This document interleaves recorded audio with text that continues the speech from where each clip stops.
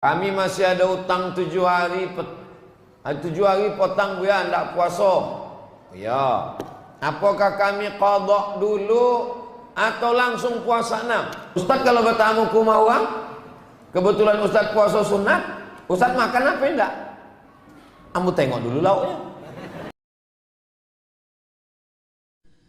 Assalamualaikum warahmatullah. Setelah itu nampak nanti anak bulan, kita pun merayakan nama hari rayanya Idul Fitri. Kata Imam Ibnu Manzur dalam kitab Lisanul Arab, kamus bahasa Arab yang paling lengkap, panjangnya semeter. Silakan lihat di perpustakaan UIN.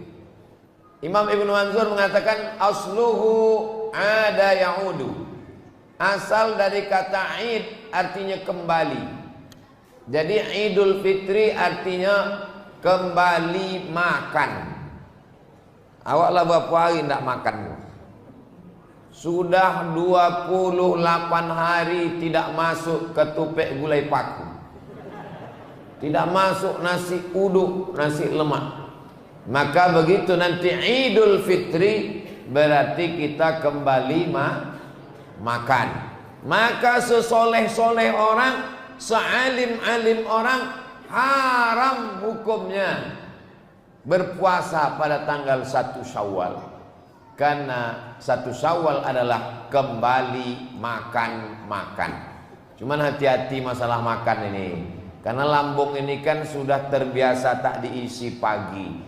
Tiba-tiba diisi opor ayam, masuklah bakso masuk, akhirnya mencret 3 hari.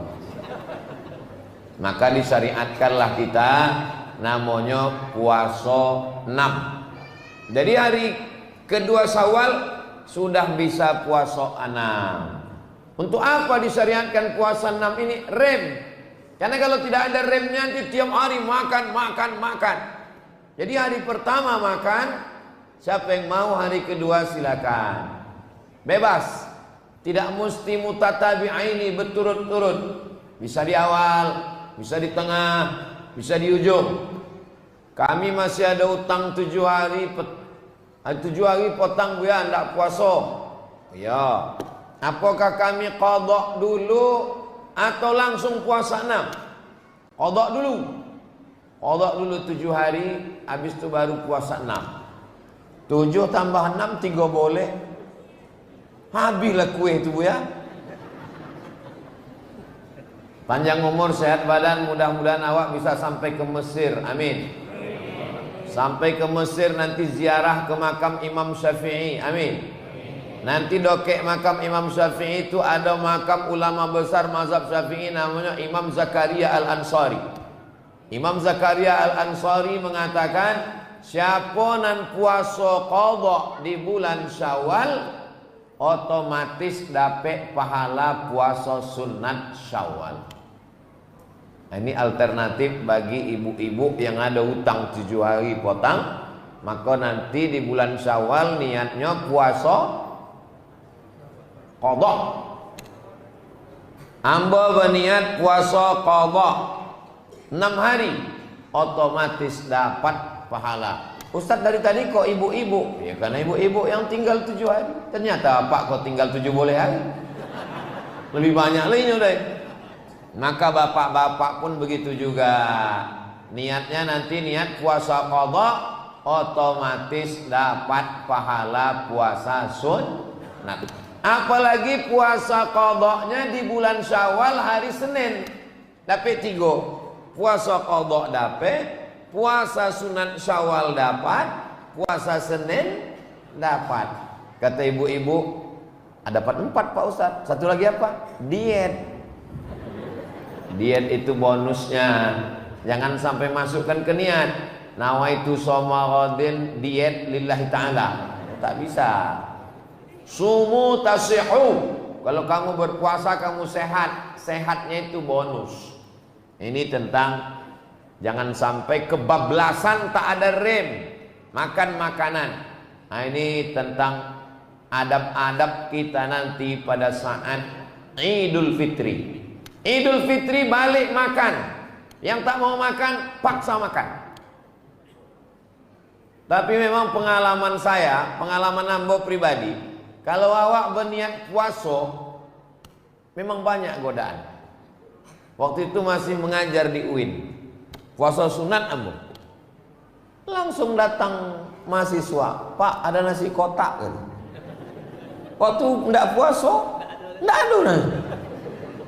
Khutbah ambo di Masjid Jalan Sudirman, Darul Abror di komplek DPR.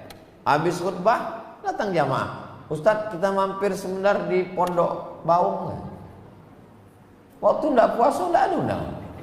Nah itu macam-macam tahu setan tuh jadwal. Nah jadi oleh sebab itu godaan ini luar biasa. Kalau puasanya puasa qadha tak bisa dibatalkan. Tapi kalau puasa sunat bisa. Misalnya ambo bertamu ke rumah ibu. Dan itu ibu suruh makan. Ustaz Somad silakan makan. Mohon maaf bu, ambo puasa. Ibu tidak boleh tersinggung. Karena kata Nabi, faman syaa falyasum. Siapa yang mau teruskan puasanya. Faman syaa falyuftir. Siapa yang mau silakan berbuka. Nah, itu nanti jangan awak tersinggung kalau ada tamu datang ke rumah awak, silakan makan. Saya puasa. Alah, bau mengaji online. So alim. Enggak. Itu memang enggak masalah. Itulah kalau awak sama-sama mengaji, gurunya sama, kajinya sama, insya Allah awak tidak akan tersinggung. Ambo banyak jamaah tamu bertamu ke rumah, silakan makan pak, ambo puasa pak ustaz, silakan minum pak, ambo puasa, ambo tidak tersinggung. Alhamdulillah gula ambo tidak habis. Ustaz kalau bertamu ke rumah orang, kebetulan ustaz puasa sunat, ustaz makan apa enggak? Ambo tengok dulu lauknya. Nah, kalau nasi kotak ayam goreng, nah, itu aku batal mubazir. Tapi kalau asam podeh bau, sasawi leh, meniti air bawa. Nah ini tentang masalah adab-adab. Jangan tersinggung. Padahal kita sudah bersih. Jadi makna Idul Fitri yang pertama balik makan. Makna Idul Fitri yang kedua adalah Idul Fitri balik suci bersih. Fitrah. Ma min mauludin illa yuladu 'alal fitrah. Semua manusia yang lahir itu fitrah. Kata Abu Hurairah, makna fitrah fitratul Islam. Suci, bersih. Tidak ada anak kecil yang lahir berdosa. Tidak ada lahir anak kecil bawa dosa. Ada pernah bapak ibu mendengar berita telah lahir satu bayi langsung ditangkap KPK? Tidak ada. Sebab bayi kok bersih, tidak ada berdosa. Cubalah awak gendong anak ketek. Ustaz Somad, tolonglah gendongkan anak ambo kau Ustaz. Gendong anak. Lucu ya. Habis itu kok terkoncing anak kau. Betuah anak saya ini Pak Ustaz. Betuah pula katanya anaknya. Laju oleh baju awak dikoncing. Ini betuah. Dan awak pun tidak bohongi. Kenapa kita tidak marah?